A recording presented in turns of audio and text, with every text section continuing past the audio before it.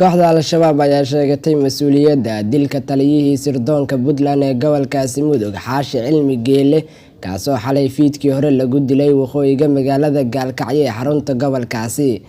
War ka soo baxay Al-Shabaab ayaa lagu sheegay in howlgal qorsheysan oo ay fuliyeen dagaalyahano ka tirsan kuwooda lagu khaarijay taliyahaasi. Mujaahidiinta ayaa howlgal ka dhacay magaalada Gaalkacyo ku khaarijay Xaashi Cilmi Geele oo ahaa madaxa shahaadada dirirka ee maamulka ridada ee Puntland ee gobolkaasi Mudug ayaa lagu yiri war ka soo baxay Al-Shabaab. Sidoo kale warkan ayaa lagu sheegay in kooxdii fulisay dilka ay si nabad ah ugu tageen halkaasi. Taliyaha ayaana xilliga la dilayay ku sugnaa meel aan sidaasi uga fogeyn guriga uu ka deganaa waqooyiga magaalada Gaalkacyo. Goobjoogayaal ayaana xaqiijiyay in xilliga la dilayay marxuumka uu isku diyaarinayay inuu aado masaajidka u dhawaa maadaama uu isku diyaarinayay salaada maqrib oo xilligaasi la galayay.